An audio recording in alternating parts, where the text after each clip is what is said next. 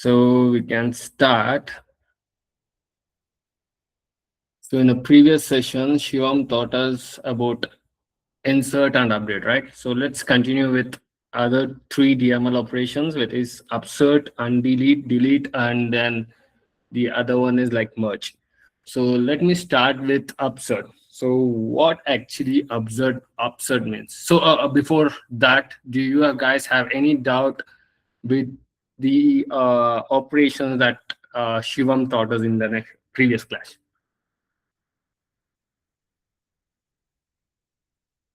So thumbs up if it's all clear. Perfect. So why do we use upsert? Can anyone give me an example where exactly we use it and why we'll be using it?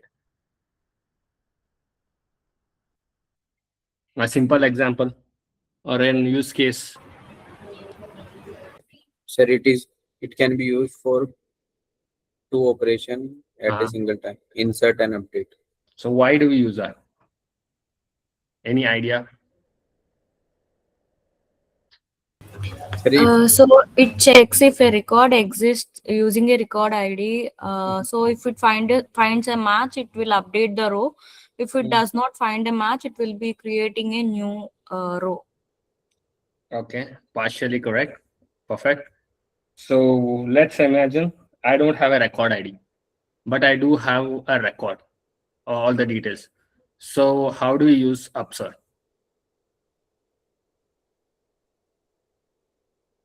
So simple example is, let's take and I own a company, or I own a company. I have a list of contacts, right?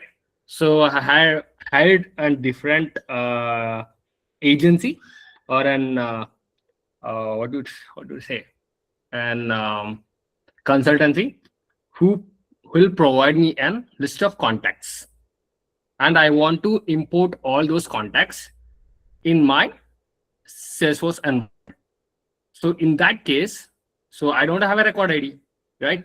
So, but still, I don't want a duplication. So, what would be the best option here? Any guess? If you guys know, please let us know. Let me know. Okay. So, the example is simple. So, we have an org which already has a list of contacts, right? And we do have an org where we have where they're gonna get us all the contact details, whether it's a new contact, whether it's an old contact, whatever it may be. So they're gonna give us a dump of contacts. So I don't want to mess my Salesforce environment with duplicate contacts, right? So at that moment, the ideally thing that the operation come in our mind is upsert. So what actually upsert does is, like you guys said, so it is used for both the operations. It does an insert and also an upsert. So like said, so we have a record ID. Yes, you are right. It will check whether the record IDs exist or not. If it is exist, it's gonna update the whatever the record that we have, that we are submitting it, or whether we are uploading it or importing it. And if it is not there, it's gonna create. So likewise, so what if we don't have a record ID? So in that case, Salesforce has provided us and something called external ID. So what exactly external ID means? So the main use of external ID is mapping two different systems. So which means the better example would be during an invoice process. Yeah, I guess you guys know what invoice should be, right? So we create invoice, and let's say take an example with Flipkart. So whenever you purchase an order, so it creates an invoice and send it out, right, to a customer, who are the person who have purchased it. Sorry. So likewise, I do have a Salesforce system, and I do all my customer data set all my customer data in Salesforce, but I do all my invoicing using QuickBooks or Tally, right? So I need to map them. So even Tally on QuickBooks has an customer record, which means an account record, and within the Salesforce we do have an account record too. So I need to merge them, which means I need to make them identical. To make them identical or to make connection between them, we use something called external ID in Salesforce, which means whatever the record ID or an ID or a private key in an external system or a third-party system, whether it is an QuickBooks or in our case, in this current example, QuickBooks or an Tally, every record has a primary key, like we have in a Salesforce as a record ID. So we use that primary key, set that primary key in an external ID. That is where we can avoid duplication. Okay, so that's where the upsert come in, which means to avoid duplication and to do both upsert and an insert. Okay, so the best example how do we do that is, so let's do one thing. I will just query 2 records here. So let's take 2 records. Let's go in here instead of going there. Okay, we do have 2 records. One is Webby Technology and the other one is Impy Technology. What I'm gonna do is I'll just create a list of accounts.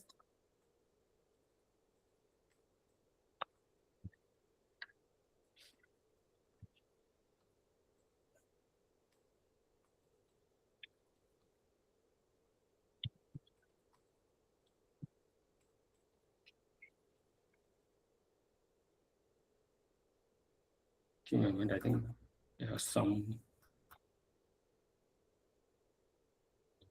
Okay.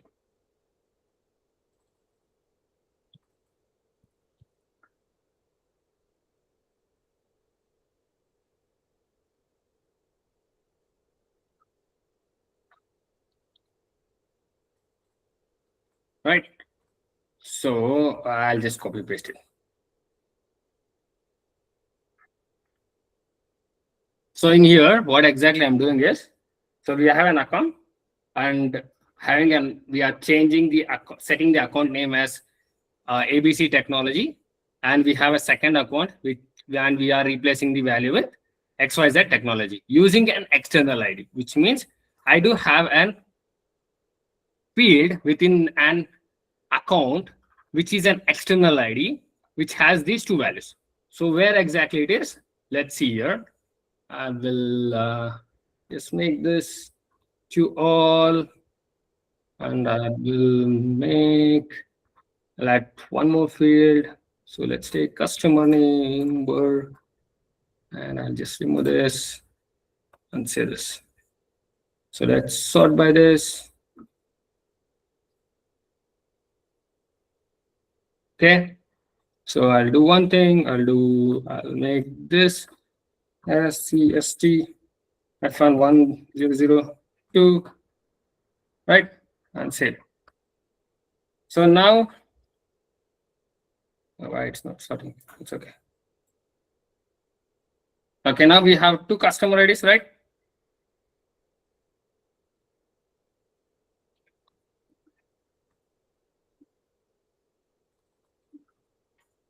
So these are the 2 customer IDs. So what exactly I'm doing is, so I'm just replacing, upserting these 2 values. With that, I'll also try to insert a new value .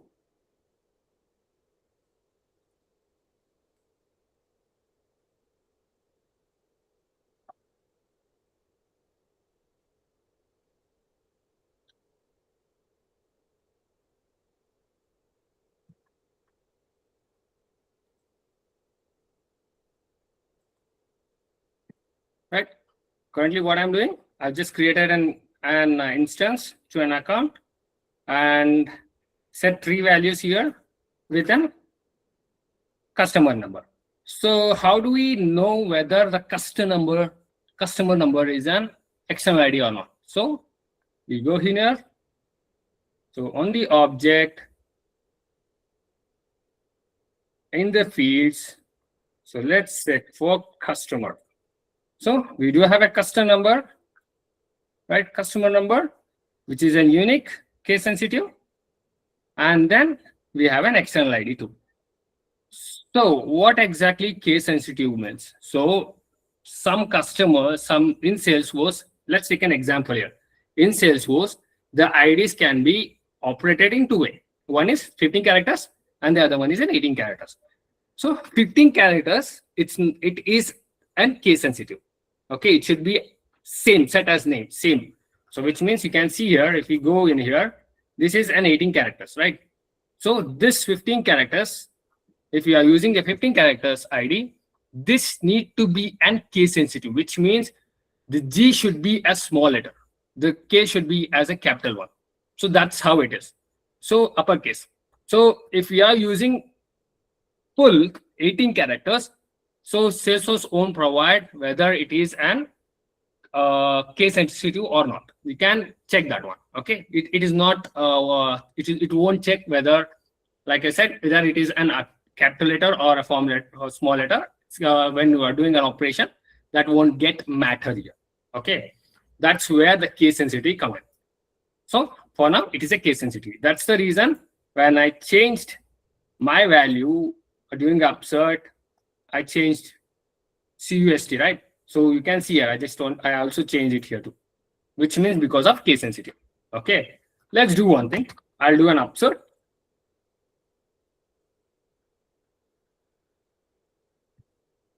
Right, right now I'm doing an upsert with what? So when you do an upsert, so you need to provide an check, which means which field need to be checked, right? So what the field that we are using here, we are using is customer number. So that will be your second parameter, which means, so when you are doing an upsert, you need to provide a list of accounts and then the checking field, which means which field is set as an external ID, so that that field will be checked first. If it is matched, it will be updated. If it is not matched, it will be get inserted. So that's where the upsert work in. So let's execute it. So in line 5, we have an issue. Where line 5? Must updated. Looks perfect for me.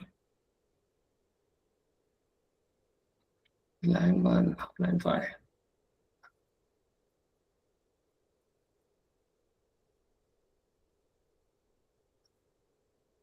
Could you guys identify what is the issue here? Yeah, correct. What is there? Line 5. This perfect. So we do not use semicolon after declaration of the name of the string. Yeah. Here, this one. Perfect. Thanks. I do those mistakes often. So let's go logs. So we do go here. So let's see what are the cat like. Yeah, line 1 we declared it, and the line 2 we are started initiating the values. So here it is. So we do have a list of accounts that needs to be performed in here. So we have 3, right? 001, 002, and 1003. So we upserted 3 records. So that it has been checked the duplication rules and then updated it. You can see here. So it checks for a duplication rule and it got updated the first row. For the second, same thing, it checked the duplication row and it got updated as well. For the third, because it didn't find any record, it upserted. So currently all 3 parameters or all 3 records have been updated. So how many DMLs we have operated? So 1 DML we have operated. You can see here. So what are the DML that we have done? 1 operation of DML. So how many rows we have upserted or an operation was done for the 3 rows, right? So this is where you need to check in your logs. So let's see, let's go in here. So these 2 values need to be changed, right? And the other one needs to be inserted. So let's refresh it. So you can see here, ABC technology, then XYZ technology, and 1, 2, 3 technology. So all three things got updated. So this is where the upsert will be used. The simple would be, so upsert carries two parameters. One is an object which needs to be operated, which means whether it's an record that needs to be inserted within the Salesforce, whether it's an insert or an update, that will be your first parameter. The second parameter would be your field check, which will need to be checked. That's where it comes in. Okay. So this is where upsert come in. So can anyone brief me why we use upsert?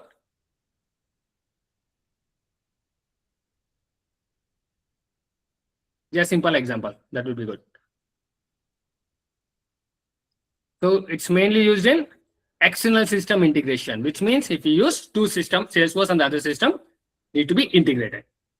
The second one would be like importing the customer record or whatever the record would be. Okay. The third one would be avoiding unnecessary separate insertion or update logics. Okay. These are the things, main concern where we use upsert. Right. So now Salesforce provides us, if there is a duplication, so Salesforce also provides us something called merge. So what exactly merge means? So we do have two records which are identical. So this happens whenever an organization has support team. That's an simple example. For example, we do have a support team, and support team, what they ideally do is, so if it is an outbound call or if it outbound call, right?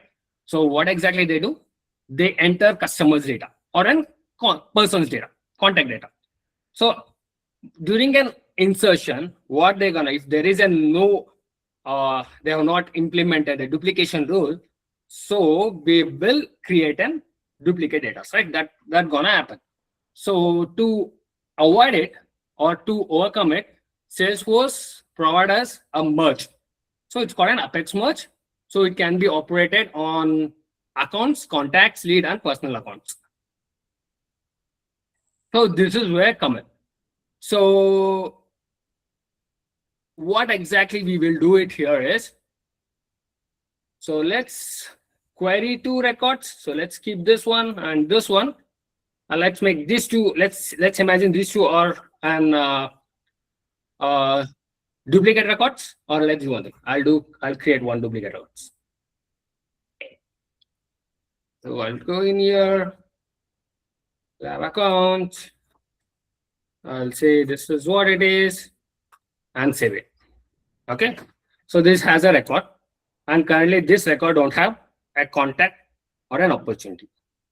But when we go to an ABC technology, we do have one contact and we do have one opportunity, right? So let's merge. So it's ABC, right? Yeah. Let's merge ABC with ABC technologies with ABC. Okay.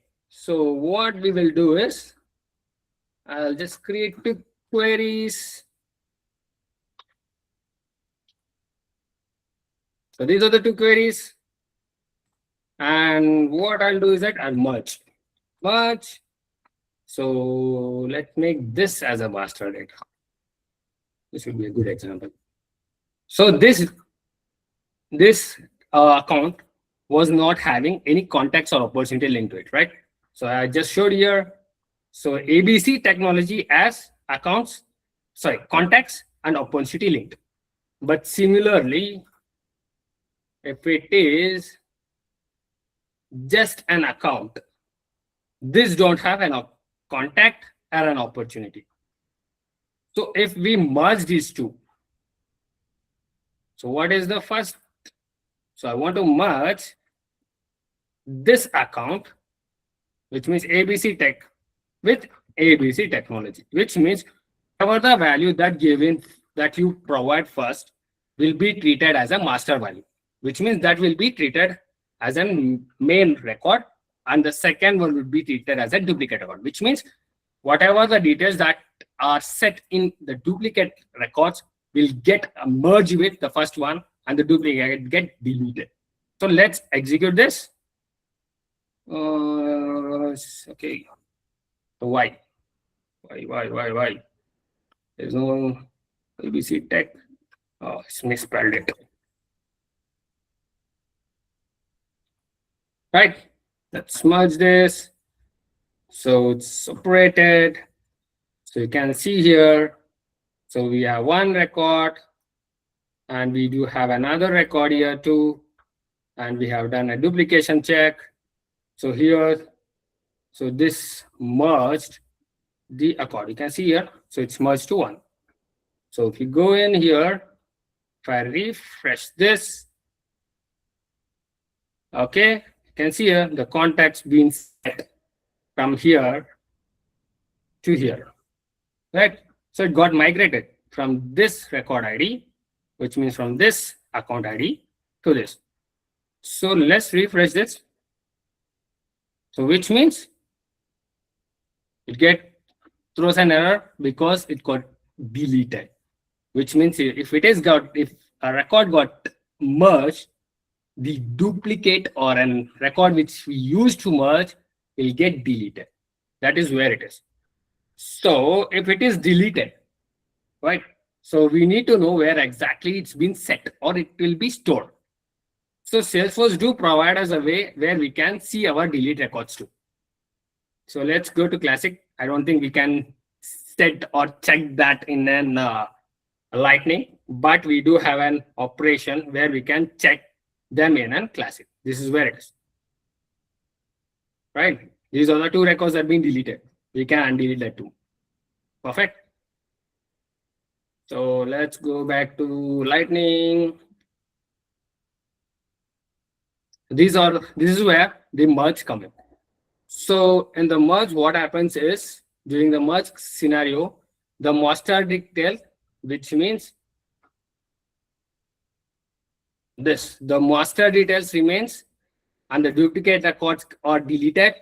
And what are the fields or what are the records, children records that are in an deleted record or a child or a duplicate record will get moved to master, right? And then this will be deleted. This is where this merge come in. Okay. So any doubt so far? So why do we use merge and why do we use perfect? So I will show one other thing. Let's move this faster. So we do have 1, 2, 3 technologies, right? So what I'll do is I'll just remove this. I'll just use this and I would like to delete it. So this is where delete comes in. So if I delete this record, right?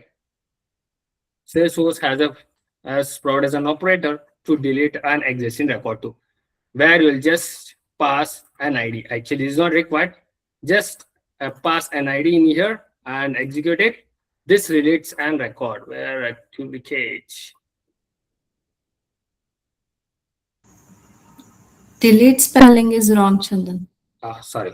Thank you.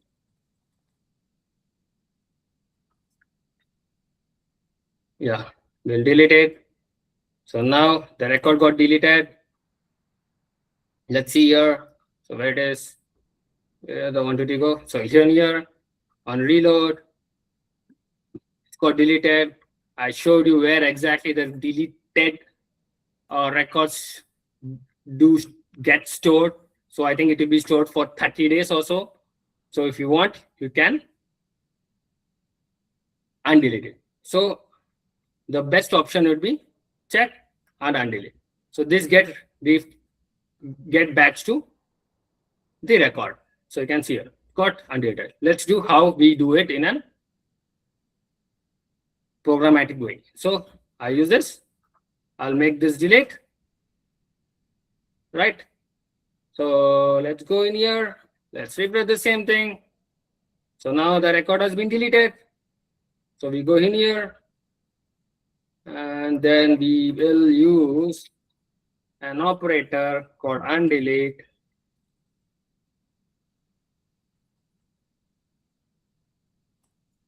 And just execute this. I don't think I will be able to execute this. Just give me a moment. I'll take the record ID. Oh, I made a mistake. Just give me a moment. I'll just refresh it and then take a record ID.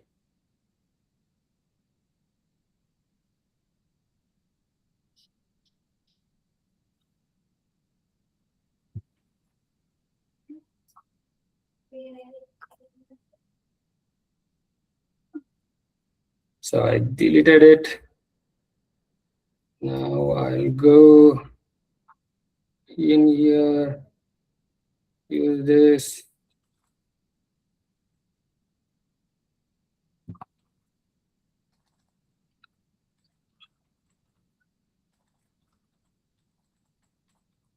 Can we use this? Can we use set to get a deleted record ID? Because set as an ID, right? Can we use this?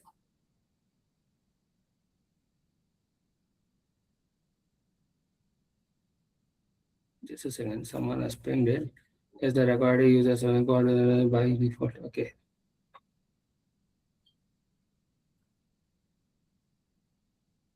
So can we use an ID to retrieve the deleted record? No, sir. Why not?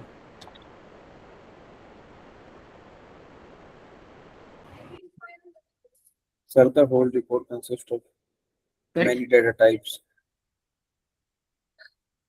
Gaurav, please, could you please bit louder?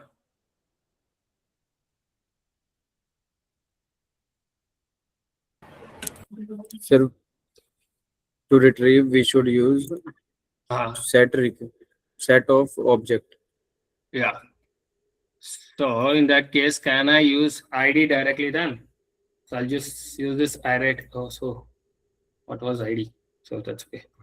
So I'll use ID directly and then pass this value. Will that work?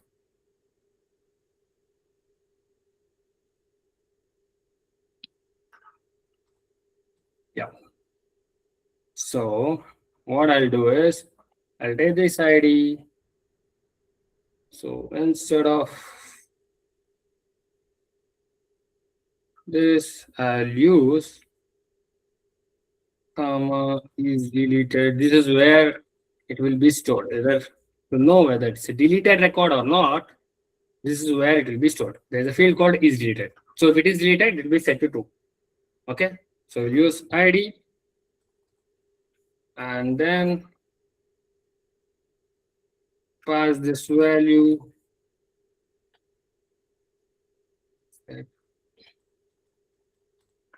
And let's from here to here. Let's run this. No, it's been set. Why? At line 13, 50.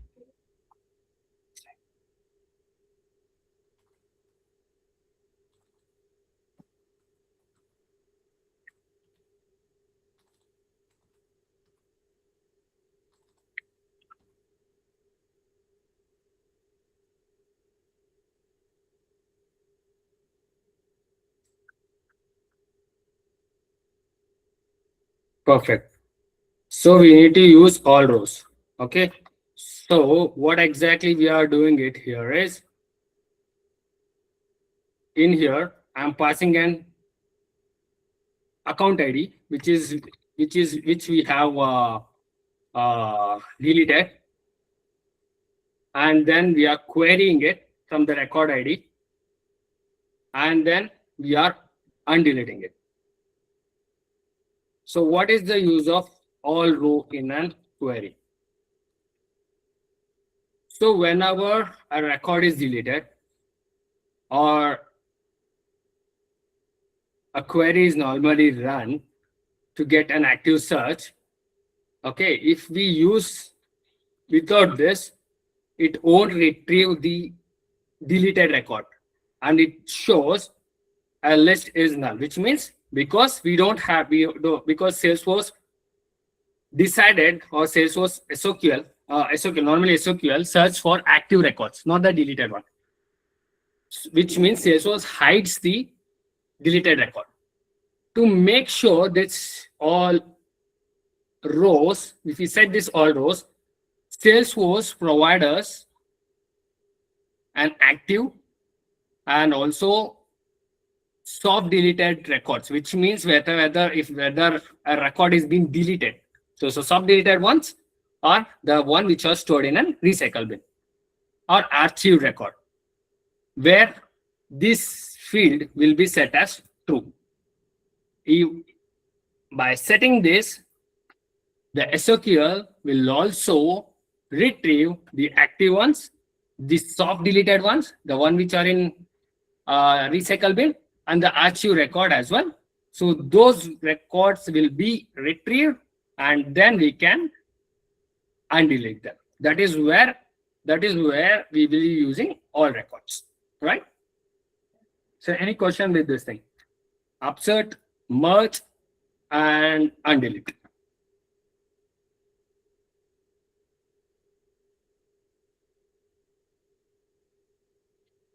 Perfect. So let's jump into one more item. So in our previous session, so if we have, so like one of our attendee asked us, so where exactly we'll be using set, and how we'll be using a list, and where we'll be using a map. Before we get into it, can anyone here explain me why do we use set, and why do we use a list, and where the map come in?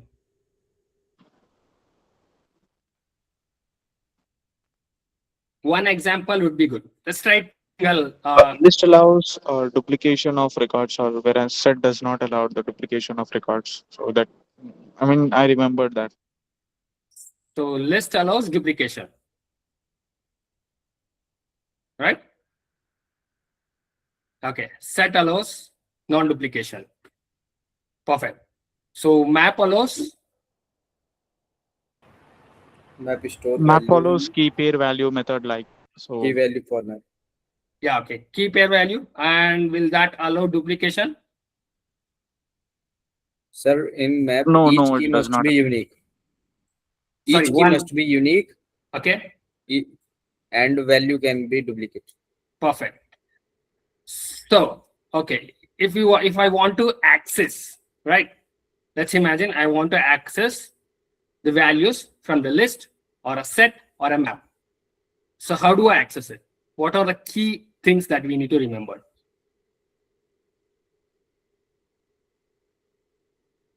Let's imagine you have a list of accounts, 10 accounts.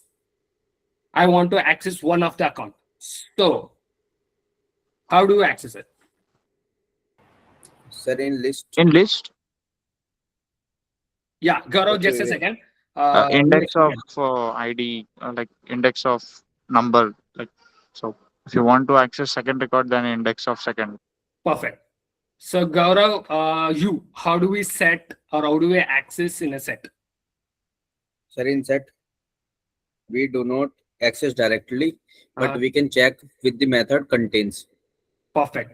So using, Contain methods. yeah, content for what? Value. Yes, sir.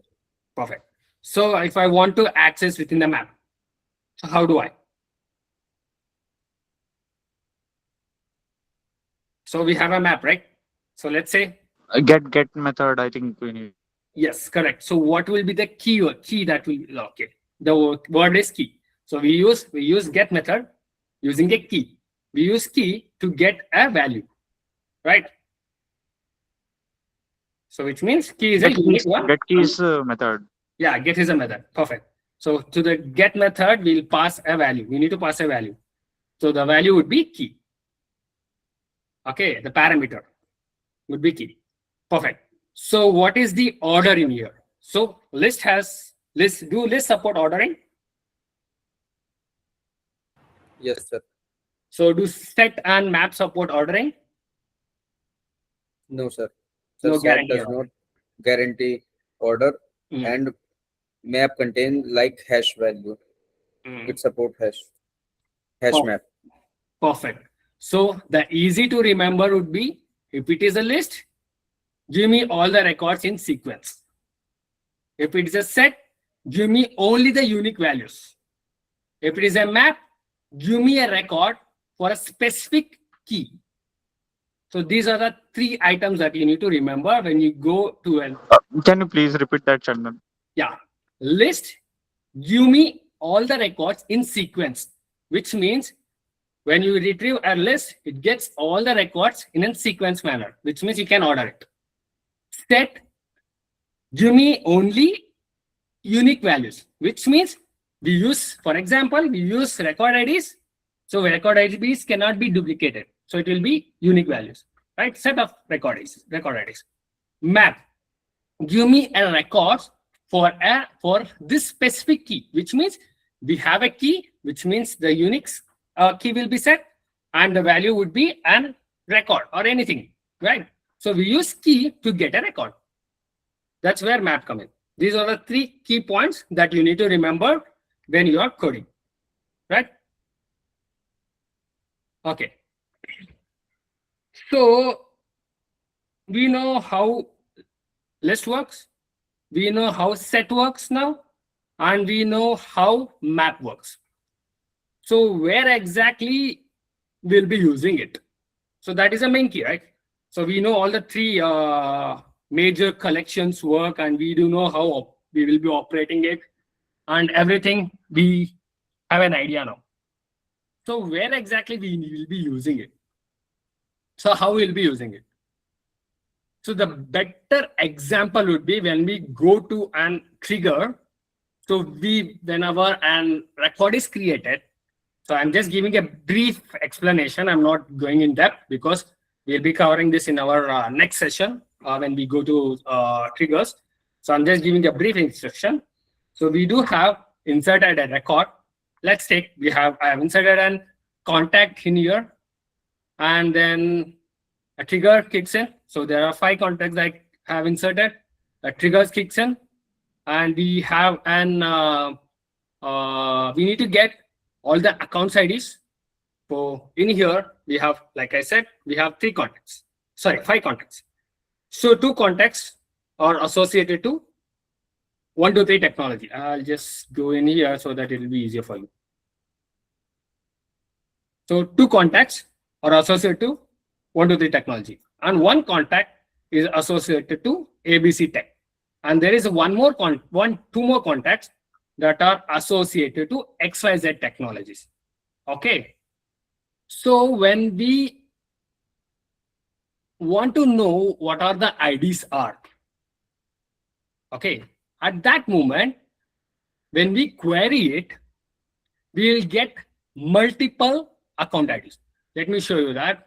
I think if we make that in here, it will be easier, right?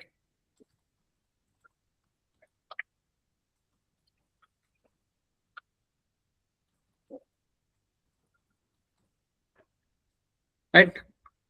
So I'll just query this.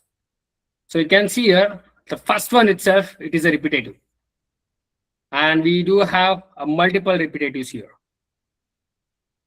So when we query it, so like I said, we have inserted 5 records, 5 contacts. So we need to unique them.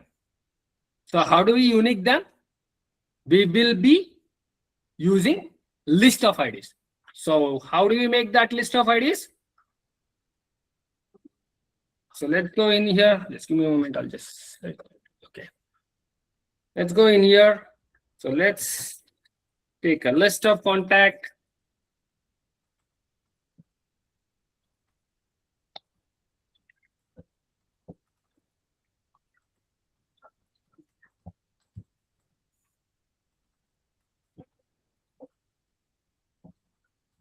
I don't use where. Let's run this. So what I said, now this query retrieves 29 records, right? So all 29 records have an or associated to multiple account IDs, right? So which are unique. Sometimes it will be unique, sometimes which are not. Okay. So what we will be doing is, so in that moment, if you want to have get all the unique IDs, so we'll use set to get all the unique account IDs. Okay, let's take it as ACC ID is equal to new set of ID, right? And we'll loop through the context that we have. Please stop me if you have any doubts or any question. And see, and I'll store account ID with add. What actually add operator does? It will include whatever the values that we pass in, right, into the set.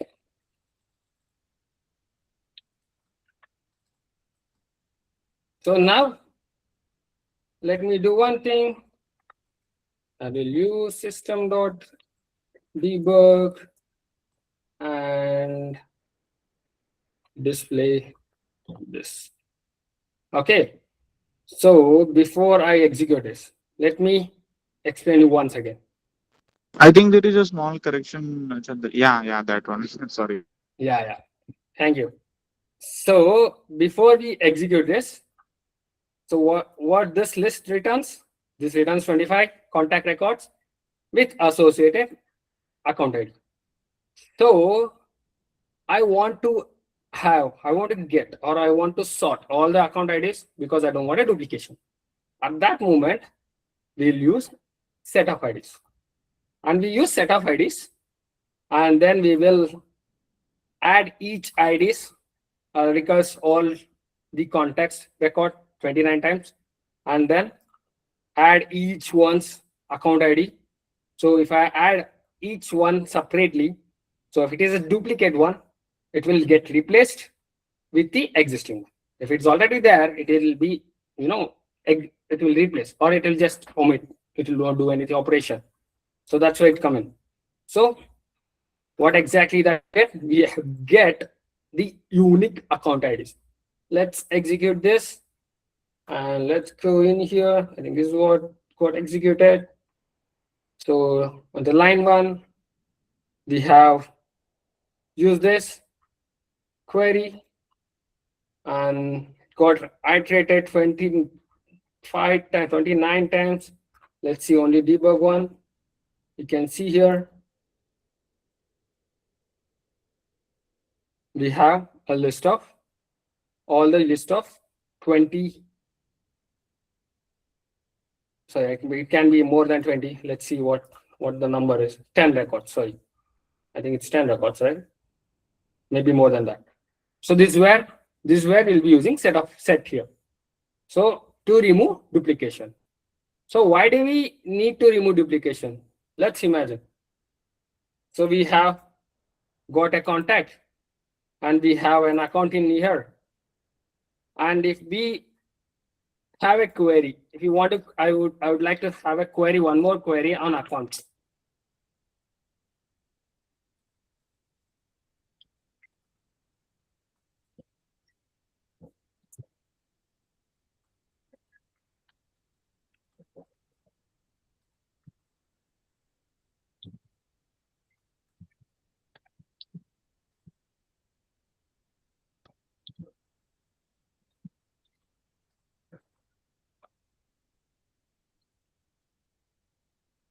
Okay, I use this. So if I use this, so we use only the records which are not duplicate, and the query will be simple, and system will not have that much stress, or it won't get occupied more memories to run this query. The runtime would reduce because we already reduce the like size of the query. So if we have not used a set here, and if we have just used a list and then get all the account IDs, passed account IDs, at that moment, this query gets larger and the execution time will be much higher, and simply we are passing duplicate values, right, which is not necessary. And Salesforce has a limitation with the length of the query that you build in. Even Salesforce do have that, because I have gone through it and we use this. After using this technology, or using this method, we will be using, we have started using this. This is where the set and the list set were common. So list, we all know, whenever a query runs, so the return output would be ideally a list, unless until we explicitly say a limit of 1, the return type or from the query will be always a list, right? That's the way we'll be using a list collection to store the operation. And where exactly the accounts come in, map come in. Let's take an example here. So we have an account and a contact too, and I want to know what is the number of contacts or count of contacts, right? So to make that work simpler, so we can do what we can use is map. So we use account ID as an indicator and set the integer or an count as a value. So which means we have an ID which stores, which will be used as an indicator. So let me show you that.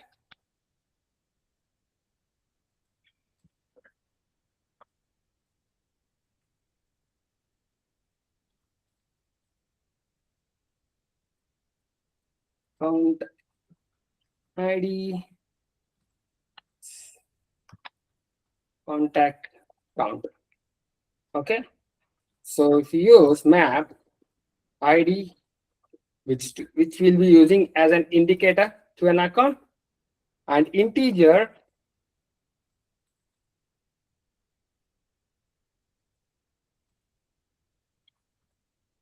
we'll use this to store a number of accounts that are associated to each of the account. I'm not updating it because we don't have a field to store the count actually in this org. Right? This is a map that we have constructed. So to get the number of records or get a count, what exactly we'll be using? We will iterate through each of the contacts. So we'll iterate through each of the contacts. Before that, we'll iterate to each of the contacts and get the count. What I'll do is I'll just take an integer, current count, it stores. Can we use select count method, Chandan, like select count of contact record? Like, can we use that? Yes, so that comes in an aggregate. So if you use contact, like if you use an count using query, or if you use a max or something, that comes under aggregation. So aggregation, if you use that aggregation, yes, you are right, we can use that and simply store them. Because in here, we are not using an aggregate method. Simply, we already have a count of contacts, right? So I'm just, because we already have returned this, I'm just extending it, that's it. So we'll have this field, this collection, and check for contains. So its contains key is the one we will be using to check whether the value exists or not by passing an account ID, right? So we have account container. The first iteration will be set to 0. It will be empty. So we'll just check whether there is an ID exist or not, account ID exist or not. If it is not exist, then it will set it. Sorry, if it is exist, so it's simply set a count of ID. So it will, what it's gonna do is,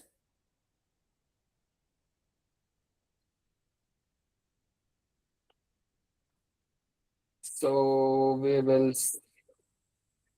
get the value or else set as 0. What exactly this is called? This is a ternary operator. What exactly we are doing? First, we are checking whether the map collection already has an account ID in it. So which the first time whenever we look through, that has an account ID, checks for an account ID. If it do has an account ID, then it will get the value from the map, whatever that we have stored. If it is not exist, it will just assign as 0. Okay. Then we will increment it. So we'll use this.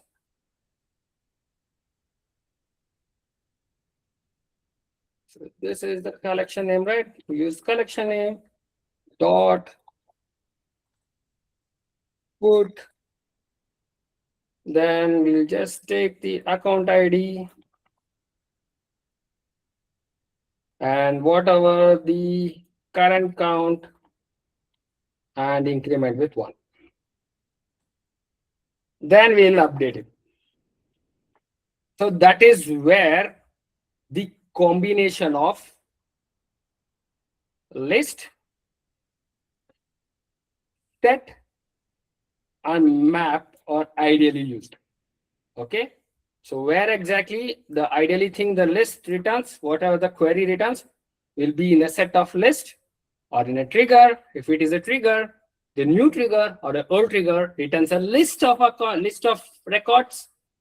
Then we use set to get identical or unique IDs that we'll be using in our next logics to return a query, or we use that to update, or we use that to get an child record or a parent record, or which comes to an query thing.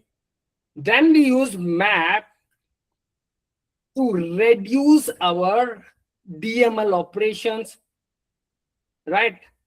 Let's imagine we have an similar account IDs and we are not using maps. Instead of map, we use a list and we start counting it and updating here. At that moment, we do multiple updates, right? If we are a bad coder, so if we use list to update it without using a map and then do a bunch of logics there, and then we corrupt or we spoil our coding, right? To overcome that, we use a simple method map, which use ID and then the whatever the object is. So object can be an integer or in here, I'm talking about map. So object can be, and this value can be an integer, Boolean, or an record. So ideally we call it as object. So we use this object as a value pair and then do all our logics in here. So any doubt on this so far? I think we need to revisit map collection once again, Chandan. Yeah, sure. I will. So the thing is, so when we go into a trigger, so I will show how exactly map will be used. So that is where we'll be moving in our next session.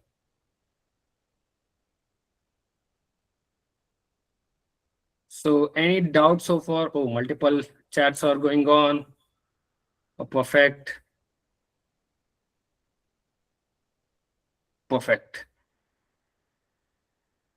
Yeah. So let's wrap up. Query used only in maps, or Sorry, Kritika. is aggregate query used only in maps, or we can use in list also? We can use it in list. So the aggregate query. So when it goes to an aggregate query, so it can be a list or it can be a map. So where exactly list and map come in here is, so like said, list can have multiple records. So for example, if you use aggregate query in a list. Okay, let's take an example for retrieving an contact or an account with contact. So at that moment, it's always good to use map, which means we have an parent and child. The same way, even we can use in an aggregate query to make it faster. So sorry, map to make it faster. So I will explain you that with an example. So for now, to your answer, yes, we can use list and the map both in an aggregate query. Thank you. Thanks, Chindan, for this insightful session. Yeah. Thank you, Vivek. Okay, guys, let's meet in our next session. I'm sorry I was missing most of the sessions nowadays. So hope I will not. Let's meet up in the next session, Thursday. Bye.